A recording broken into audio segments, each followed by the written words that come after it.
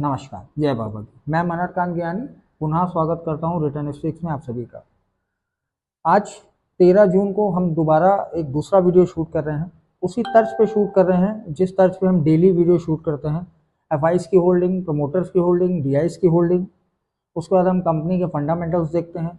Technical terms पे हम higher high higher low और लिक्विडिटी को ग्रैब करते हुए अब स्टॉक कहाँ खड़ा हुआ है और कहाँ तक जा सकता है, उन सब चीज़ों की एनालिसिस करने के बाद शाम को आपके साथ वीडियो शूट करते हैं।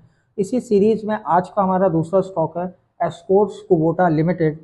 फंडामेंटल्स वाइज बात करूं तो बहुत ज़्यादा डिप में नहीं बता सकते क्योंकि शॉर्ट्स की टाइमिंग तीन मिनट की होती है। इंडस्ट्री का पी यहाँ पे अगर हम देख रहे हैं तो वो 34.5 का है और जो स्टॉक का पी है वो 31.1 का है। तो अभी स्टॉक का पी कम है।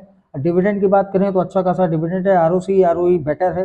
कंपनी की सेल्स 5 साल की ग्रोथ, 3 साल का प्रॉफिट, सब कुछ बेटर है। पित्रोस की मिनिमम 5 होना चाहिए, मिनिमम 5 है। अगर हम क्वार्टरली और ईयरली सेल्स की बात करें तो ईयरली सेल्स पिछले को ईयर के मुकाबले हुई, मतलब 8850 करोड़ मार्च 2024 में थी और मार्च 2025 में 10,244 करोड़ की है। यहाँ पे ऑपरेटिंग प्रॉफिट मार्जिन, यहाँ पे अगर हम कंपनी के अर्निंग पर शेयर देखें तो ये बढ़े हुए हैं। ओवरऑल अगर हम बात करें रिजर्व की तो रिजर्व 10,000 करोड़ के हैं, जिसके बदले में बोरोइंग सिर्फ 105 करोड़ रुपए की है, ना के बराबर है। कंपनी का कैश फ्लो पॉजिटिव है। अब बेन आ जाते हैं प्रमोटर की बात। प्रमोटर ने सितंबर में अपना स्टेक बढ़ाया था और वही बढ़ा हुआ स्टेक दिसंबर में भी कंटिन्यू कंसिस्ट कर रहे हैं और मार्च में भी कंटिन्यू उसको बनाया हुआ है। डीआईएस ने अपना स्टेक बढ़ाया है। मार्च के क्वार्टर में पब्लिक के पास जो स्टेक है वो करीब 13% का है। एफआईज के पास लगातार अगर हम पीछे से देखते जाएं तो सिर्फ स्टेक बढ़ता जा रहा है और आज के डेट में करंट 5.21% के स्टेक है। ये हो गया फंडामेंटल जो हमारे हिसाब से ठीक है।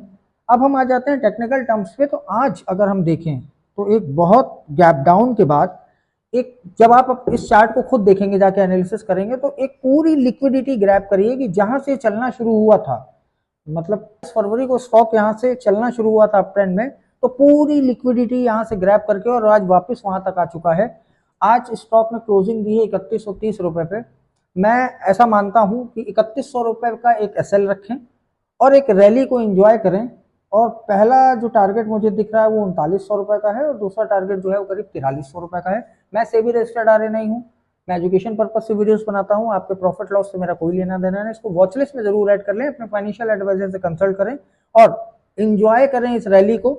बाजार में करेक्शंस आते हैं, उससे घबराने की जरूरत नहीं है, लेकिन जहां एफआईज, डीआईज और प्रमोटर मजबूती के साथ बने होते हैं, ऐसे स्टॉक करेक्ट तो होते हैं लेकिन बहुत जल्दी अपने आप को सर्वाइव कर लेते हैं। मिलता हूं आपसे दोबारा ऐसे ही अच्छे स्टॉक के साथ। तब तक आपसे विदा चाहता हूं। जय श्री।